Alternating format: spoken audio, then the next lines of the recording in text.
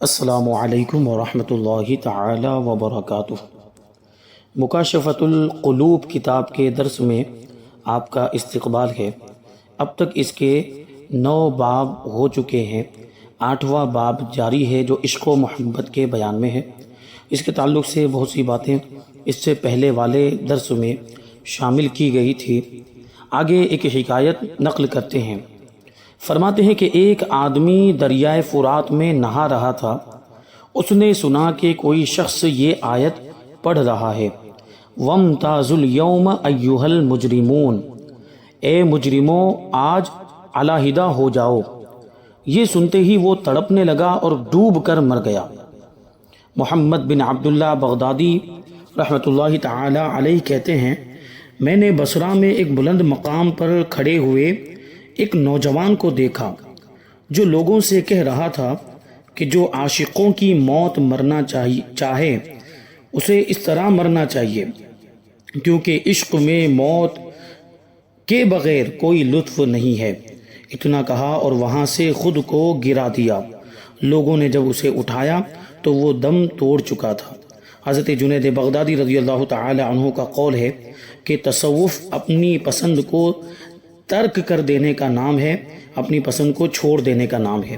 یہ سب جو لوگ ہوتے تھے یہ صاحب حال ہوتے تھے، اور ان کے یہ جو افعال یہ بے خودی میں اور وہ وجد کی کیفیت میں ہوا کرتے تھے، یعنی انہوں نے جو دیوار پر سے اپنے آپ کو گرا دیا، تو اب کسی عام انسان کے لیے جائز نہیں ہوگا کہ وہ اپنے آپ کو دیوار سے گرا کر خودکشی کر لے، کیونکہ خودکشی کرنا حرام ہے۔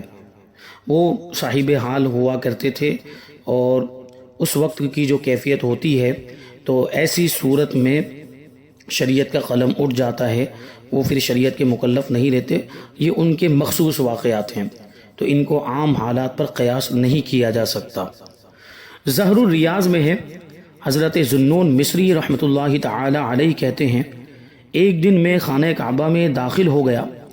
میں نے وہاں ستون کے قریب ایک برہنہ نوجوان مریض کو پڑے دیکھا جس کے دل سے رونے کی آوازیں نکل رہی تھیں۔ میں نے اس کے قریب جا کر اسے سلام کیا اور پوچھا، تم کون ہو؟ اس نے کہا، میں ایک غریب الوطن عاشق ہوں، یعنی اجنبی عاشق ہوں، اپنے وطن سے دور ہوں۔ میں اس کی بات سمجھ گیا اور میں نے کہا، میں بھی تیری طرح ہوں۔ وہ رو پڑا۔ اس کا رونا دیکھ کر مجھے بھی رونا آ گیا۔ اس نے مجھے دیکھ کر کہا، تم کیوں رو رہے ہو؟ میں نے کہا، اس لیے کہ تیرا اور میرا مرض ایک ہے، تیری اور میری بیماری ایک ہی ہے۔ اس نے چیخ ماری اور اس کی روح پرواز کر گئی۔ میں نے اس پر اپنا کپڑا ڈالا اور کفن لینے چلا آیا۔ جب میں کفن لے کر واپس پہنچا تو وہ جوان وہاں نہیں تھا۔ میرے منہ سے بے ساختہ سبحان اللہ نکلا۔ تب میں نے ہاتف غیبی کی آواز سنی جو کہہ رہا تھا، اے ذوالنون، اس کی زندگی میں شیطان اسے ڈھونڈتا تھا مگر نہ پا سکا، مالک دوزخ نے اسے ڈھونڈا مگر نہ پا سکا، رضوان جنت اسے تلاش کے باوجود نہ پا سکا۔ میں نے پوچھا، وہ پھر کہاں گیا؟ تو جواب آیا، فی مقعد صدق عند ملیک مقتدر۔ اپنے عشق، کثرت عبادت اور تعجیل توبہ کی وجہ سے، یعنی جلد از جلد توبہ کر لینے کی وجہ سے وہ اپنے قدرت والے رب العزت کے حضور پہنچ گیا ہے، اپنے رب کی بارگاہ میں پہنچ گیا ہے۔ ایک شیخ سے عاشق کے بارے میں پوچھا گیا۔ انہوں نے کہا کہ عاشق میل ملاپ سے دور، تنہائی پسند، غور و فکر میں ڈوبا ہوا اور چپ چاپ رہتا ہے۔ جب اسے دیکھا جائے وہ نظر نہیں آتا، جب بلایا جائے تو سنتا نہیں، جب بات کی جائے تو سمجھتا نہیں، اور جب اس پر کوئی مصیبت آ جائے تو غمگین نہیں ہوتا۔ وہ بھوک کی پرواہ اور برہنگی کا احساس نہیں رکھتا، کسی کی دھمکیوں سے مرعوب نہیں ہوتا۔ وہ تنہائی میں اللہ تعالی سے التجائیں کرتا ہے، اس کی رحمت سے انس و محبت رکھتا ہے۔ وہ دنیا کے لیے دنیا والوں سے نہیں جھگڑتا۔ حضرت ابو تراب بخشی رحمۃ اللہ تعالی علیہ نے عشق کی علامات میں یہ چند شعر کہے ہیں جو عربی میں ہیں، ان کا ترجمہ ہم شامل کرتے ہیں۔ پہلے شعر کا ترجمہ کہ جو دھوکہ نہ دے کیونکہ تو دھوکہ نہ دے، کیونکہ محبوب کے پاس دلائل اور عاشق کے پاس محبوب کے تحفے کے وسائل ہیں۔ ایک علامت یہ ہے کہ وہ اپنی تلخ آزمائش سے لطف اندوز ہوتا ہے، یعنی عاشق اس پر سختیاں کی جائے، اس کو سخت انداز میں آزمایا جائے تو وہ لطف اندوز ہوتا ہے، وہ اس کے مزے لیتا ہے، اور محبوب جو کرتا ہے وہ اس پر خوش ہوتا ہے۔ اس کی طرف سے منع کرنا بھی عطیہ ہے، اور فقر اس کے لیے عزت افزائی اور ایک فوری نیکی ہے، یعنی عاشق محتاجی اور غریبی کو پسند کرتا ہے اور اسی میں اپنی عزت افزائی سمجھتا ہے۔ ایک علامت یہ ہے کہ وہ محبوب کی اطاعت کا پختہ ارادہ رکھتا ہے، اگرچہ اسے ملامت کرنے والے ملامت کریں، برا بھلا کہنے والے برا بھلا کہتے رہیں، وہ اپنے محبوب کی اطاعت کرتا چلا جاتا ہے۔ ایک علامت یہ ہے کہ تم اسے مسکراتا ہوا پاؤ گے، اگرچہ اس کے دل میں محبوب کی طرف سے آگ سلگ رہی ہوتی ہے۔ ایک علامت یہ ہے کہ تم اسے خطا کاروں کی گفتگو سمجھتا ہوا پاؤ گے، اور ایک علامت یہ ہے کہ تم اسے ہر اس بات کا حفاظت کرنے والا پاؤ گے جسے وہ کہتا ہے۔ حضرت عیسیٰ علیہ السلام ایک جوان کے قریب سے گزرے جو باغ کو پانی دے رہا تھا۔ اس نے آپ سے کہا، اللہ سے دعا کیجئے اللہ تعالی مجھے ایک ذرہ اپنے عشق کا عطا فرما دے۔ آپ نے فرمایا، ایک ذرہ بہت بڑی چیز ہے، تم اس کے تحمل کی استطاعت نہیں رکھتے، یعنی اس کو برداشت کرنے کی طاقت نہیں رکھتے۔ وہ کہنے لگا، اچھا آدھے ذرے کا سوال کیجئے۔ حضرت عیسیٰ علیہ السلام نے رب تبارک و تعالی سے سوال کیا، اے اللہ اسے آدھا ذرہ اپنے عشق کا عطا فرما دے۔ اس کے حق میں یہ دعا کر کے آپ وہاں سے روانہ ہو گئے۔ کافی مدت کے بعد آپ پھر اسی راستے سے گزرے اور اس نوجوان کے بارے میں سوال کیا، پوچھا۔ لوگوں نے کہا وہ تو دیوانہ ہو گیا ہے اور کہیں پہاڑوں کی طرف نکل گیا ہے۔ حضرت عیسیٰ علیہ السلام نے رب سے دعا کی، اے اللہ میری اس جوان سے ملاقات کرا دے۔ پس آپ نے دیکھا وہ ایک چٹان پر کھڑا آسمان کی طرف دیکھ رہا تھا۔ آپ نے اسے سلام کیا مگر وہ خاموش رہا۔ آپ نے کہا، مجھے نہیں جانتے، میں عیسیٰ ہوں۔ اللہ تبارک و تعالیٰ نے حضرت عیسیٰ علیہ السلام کی طرف وحی کی کہ اے عیسیٰ، جس کے دل میں میری محبت کا آدھا ذرہ موجود ہو وہ انسان کی بات کیسے سنے گا؟ مجھے اپنی عزت و جلال کی قسم، اگر اسے آری سے 2 ٹکڑے بھی کر دیا جائے تو اسے محسوس نہ ہوگا۔ جو شخص 3 باتوں کا دعویٰ کرتا ہے اور خود کو ان 3 چیزوں سے پاک نہیں رکھتا تو اس کا دعویٰ باطل اور جھوٹا ہے۔ نمبر 1، جو شخص ذکر خدا کی حلاوت کو پانے کا دعویٰ کرتا ہے، اللہ کے ذکر کی مٹھاس کو پانے کا دعویٰ کرتا ہے مگر دنیا سے بھی محبت رکھتا ہے، وہ جھوٹا ہے۔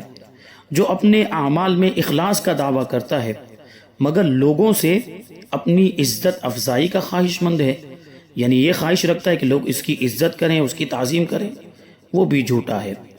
جو اپنے خالق کی محبت کا دعویٰ کرتا ہے مگر اپنے نفس کو ذلیل نہیں کرتا۔ فرمان نبوی ہے کہ میری امت پر ان قریب ایسا زمانہ آنے والا ہے جب وہ 5 چیزوں سے محبت کریں گے اور 5 چیزوں کو بھول جائیں گے۔ دنیا سے محبت رکھیں گے، آخرت کو بھول جائیں گے، مال سے محبت رکھیں گے اور یوم حساب یعنی قیامت کے دن کو بھول جائیں گے۔ مخلوق سے محبت رکھیں گے مگر خالق کو بھول جائیں گے۔ گناہوں سے محبت رکھیں گے مگر توبہ کو بھول جائیں گے۔ مکانوں سے محبت رکھیں گے اور قبر کو بھول جائیں گے۔ حضرت منصور بن عمار رحمۃ اللہ تعالی علیہ نے ایک جوان کو نصیحت کرتے ہوئے کہا، اے جوان، تجھے تیری جوانی دھوکے میں نہ ڈالے۔ کتنے جوان ایسے تھے جنہوں نے توبہ کو مؤخر کیا اور اپنی امیدوں کو طویل کر دیا، موت کو بھلا دیا اور یہ کہتے رہے کہ کل توبہ کر لیں گے، پرسوں توبہ کر لیں گے، یہاں تک کہ اسی غفلت میں ملک الموت آ گیا اور وہ اندھیری قبر میں جا سوئے۔ انہیں نہ مال نے، نہ غلاموں نے، نہ اولاد نے اور نہ ہی ماں باپ نے کوئی فائدہ دیا۔ فرمان الہی ہے یوم لا ينفع مال ولا بنون الا من اتى اللہ بقلب سلیم۔ اس دن اموال اور اولاد کچھ فائدہ نہ دیں گے، جس دن نہ مال کام آئے گا نہ بیٹے کام آئیں گے، مگر وہ جو اللہ کے حضور حاضر ہوا سلامت دل لے کر۔ اے رب ذوالجلال ہمیں موت سے پہلے توبہ کی توفیق دے، ہمیں خواب غفلت سے ہوشیار فرما دے اور سید المرسلین صلی اللہ علیہ وسلم کی شفاعت نصیب فرما، آمین۔ مومن کی تعریف یہ ہے کہ وہ ہر گھڑی توبہ کرتا ہے اور اپنے گزشتہ گناہوں پر شرمندہ رہے، تھوڑی سی متاع دنیا پر راضی رہے، یعنی دنیا کے تھوڑے سے سامان پر بھی وہ راضی رہے، دنیاوی مشاغل، دنیاوی کاموں کو بھول کر آخرت کی فکر کرے اور خلوص قلب سے اللہ تعالیٰ کی عبادت کرتا رہے۔ ایک منافق انتہائی بخیل اور کنجوس تھا۔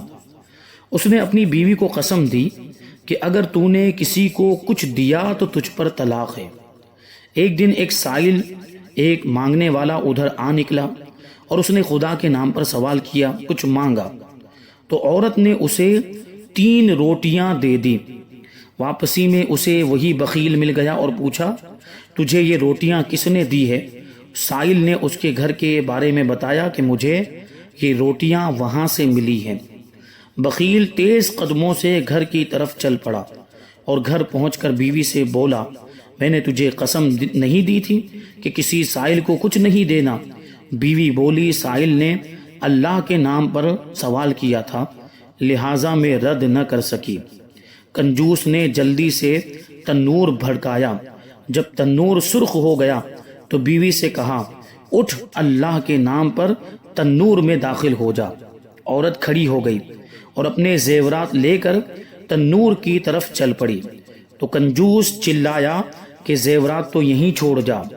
عورت نے کہا آج میرا محبوب سے ملاقات کا دن ہے، میں اس کی بارگاہ میں بن سور کر جاؤں گی، اور جلدی سے تندور میں گھس گئی۔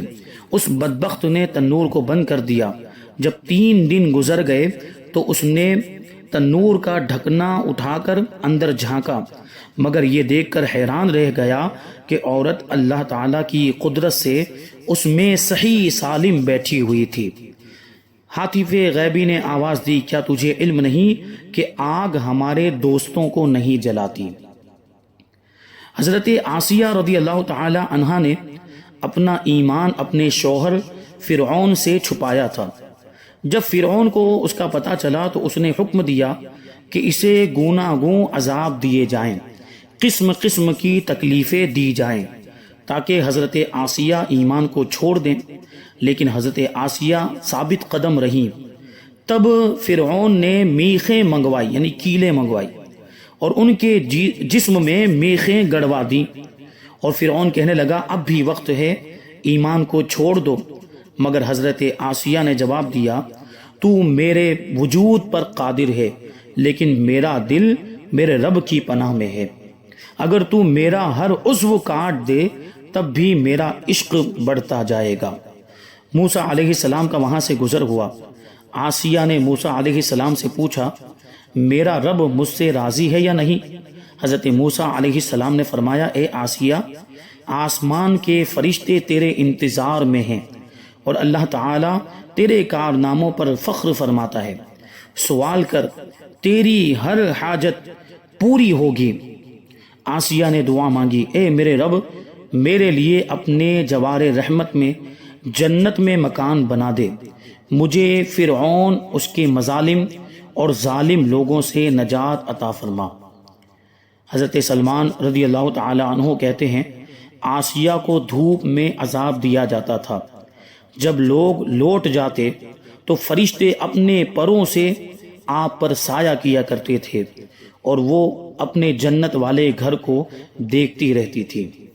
حضرت ابو ہریرہ رضی اللہ تعالی عنہ کہتے ہیں کہ جب فرعون نے حضرت آسیہ کو دھوپ میں لٹا کر 4 میخیں 4 کیلیں ان کے جسم میں گڑوائیں اور ان کے سینے پر چکی کے پاٹ رکھ دیے گئے تو حضرت آسیہ نے آسمان کی طرف نگاہ اٹھا کر عرض کیا، رب ابن لی عندک بیتا فی الجنہ، اے میرے رب میرے لیے اپنے جوار رحمت میں جنت میں مکان بنا دے۔ حضرت حسن رحمت اللہ تعالی علیہ کہتے ہیں اللہ تبارک و تعالی نے اس دعا کے طفیل حضرت آسیہ کو فرعون سے باعزت رہائی عطا فرمائی اور ان کو جنت میں بلا لیا جہاں وہ ذی حیات کی طرح کھاتی پیتی ہیں، یعنی زندہ رہنے والے لوگوں کی طرح کھاتی پیتی ہیں اور گھومتی پھرتی ہیں۔ اس حکایت سے یہ بات واضح ہو گئی کہ مصیبتوں اور تکلیفوں میں اللہ تعالیٰ کی پناہ مانگنا، اس سے التجا کرنا اور رہائی کا سوال کرنا یہ مومنین اور صالحین کا طریقہ ہے۔ یہاں پر 10واں باب مکمل ہوا۔ 11واں باب اطاعت الہی، محبت الہی اور محبت رسول کے بارے میں ہے۔ اللہ تبارک و تعالیٰ کا فرمان ہے، قل ان کنتم تحبون اللہ فاتبعونی یحببکم اللہ، فرما دے اے نبی اگر تم اللہ سے محبت رکھتے ہو تو میری اتباع کرو، اللہ تمہیں محبوب رکھے گا۔ اللہ تبارک و تعالیٰ تم پر رحم فرمائے۔ اچھی طرح سمجھ لو کہ بندے کے لیے اللہ تبارک و تعالیٰ اور اس کے رسول صلی اللہ علیہ وسلم سے محبت، ان کی اطاعت و فرما برداری اور ان کے احکامات کی پیروی ہے، اور اللہ تبارک و تعالیٰ کے لیے بندوں کی محبت، رحمت اور بخشش کا نزول ہے۔ جب بندہ یہ بات سمجھ لیتا ہے کہ کمالات حقیقی صرف اللہ ہی کے لیے ہیں اور مخلوق کے کمالات بھی حقیقت میں اللہ ہی کے کمالات ہیں اور اللہ ہی کے عطا کردہ ہیں، تو اس کی محبت اللہ کے ساتھ اور اللہ کے لیے ہو جاتی ہے۔ یہی چیز اس بات کا تقاضا کرتی ہے کہ بندہ اللہ کی اطاعت کرے اور جن باتوں کا وہ اقرار کرتا ہے ان امور میں اس محبت میں اضافہ ہو۔ اسی لیے محبت کو اطاعت کے ارادوں کا نام دیا گیا ہے اور اس کو اخلاص، عبادت اور رسول اللہ صلی اللہ علیہ وسلم کی اتباع کے ساتھ مشروط کیا گیا ہے۔ حضرت حسن رحمت اللہ تعالی علیہ کا قول ہے کہ کچھ لوگوں نے حضور صلی اللہ علیہ وسلم سے عرض کیا کہ ہم رب تبارک و تعالی سے محبت کرتے ہیں۔ تب یہ آیت کریمہ نازل ہوئی، یعنی اطاعت رسول محبت الہی کا موجب ہے، یعنی حضور پاک صلی اللہ علیہ وسلم کی اطاعت کرو تو تم اللہ کے محبوب بن جاؤ گے۔ حضرت بشر حافی رحمت اللہ تعالی علیہ کہتے ہیں کہ میں نبی صلی اللہ علیہ وسلم کے دیدار بہجت اسرار سے خواب میں مشرف ہوا، یعنی حضور پاک صلی اللہ علیہ وسلم ان کے خواب میں تشریف لائے۔ کہتے ہیں آپ نے مجھ سے دریافت فرمایا، بشر حافی جانتے ہو اللہ نے تمہیں تمہارے ہم عصروں سے بلند مقام کیوں دیا ہے، تمہارے زمانے والوں سے بلند مقام کیوں دیا ہے؟ میں نے عرض کیا نہیں یا رسول اللہ۔ آپ نے فرمایا اس لیے کہ تم نیکوں کی خدمت کرتے ہو، دوستوں کو نصیحت کرتے ہو، میری سنت اور اہل سنت سے محبت رکھتے ہو اور اپنے دوستوں سے حسن سلوک روا رکھتے ہو۔ فرمان نبوی ہے جس نے میری سنت کو زندہ کیا اس نے مجھ سے محبت کی، اور جس نے مجھ سے محبت کی وہ قیامت کے دن میرے ساتھ ہوگا۔ شرعت الاسلام اور آثار مشہورہ میں ہے کہ جب مذہب میں فتنے پیدا ہو جائیں اور مخلوق میں پراگندگی رونما ہو جائے، بدعملی زیادہ ہونے لگے، برائیاں زیادہ ہونے لگے، اس وقت حضور صلی اللہ علیہ وسلم کی سنت پر عمل پیرا ہونے کا ثواب 100 شہیدوں کے اجر کے برابر ہے۔ حضور صلی اللہ علیہ وسلم نے فرمایا میری تمام امت جنت میں جائے گی مگر جس نے انکار کیا۔ عرض کی گئی حضور انکار کس نے کیا؟ آپ نے فرمایا جس نے میری اتباع کی وہ جنت میں جائے گا، اور جس نے میری نافرمانی کی اس نے گویا انکار کیا۔ ہر وہ عمل جو میرے طریقے کے مطابق نہیں وہ گناہ ہے۔ ایک عارف باصفا کا ارشاد ہے، اگر تو کسی شیخ کو ہوا میں اڑتا ہوا یا پانی پر چلتا ہوا یا آگ وغیرہ کھاتا ہوا دیکھے، لیکن وہ عملاً اللہ کے کسی فرض یا نبی کی کسی سنت کو چھوڑنے والا ہو تو وہ جھوٹا ہے، اس کا دعوی محبت باطل ہے، اور یہ اس کی کرامت نہیں، یہ استدراج ہے۔ یعنی وہ خرق عادت جو کسی غیر مسلم سے صادر ہو اس کو استدراج کہا جاتا ہے۔ حضرت جنید رحمۃ اللہ تعالی علیہ کا قول ہے کہ کوئی شخص بھی اللہ تک اس کی توفیق کے بغیر نہیں پہنچا، اور اللہ تک پہنچنے کا راستہ محمد صلی اللہ علیہ وسلم کی اقتداء و اتباع اور پیروی ہے۔ حضرت احمد حواری رحمۃ اللہ تعالی علیہ کا قول ہے کہ اتباع سنت کے بغیر ہر عمل باطل ہے، اور شرعۃ الاسلام میں فرمان نبوی ہے کہ جس نے میری سنت کو ضائع کیا اس پر میری شفاعت حرام ہے۔ یہاں پر اس باب کی کچھ باتیں شامل کی گئی اطاعت رسول کے تعلق سے، ابھی اور باتیں اس باب میں باقی ہیں، انشاءاللہ اس کو ہم آئندہ درس میں شامل کریں گے۔ اللہ تبارک و تعالیٰ کی بارگاہ میں دعا ہے کہ جو کچھ بھی بیان ہوا اس پر ہم سب کو عمل کرنے کی توفیق عطا فرمائے۔ وما علینا الا البلاغ۔ السلام علیکم۔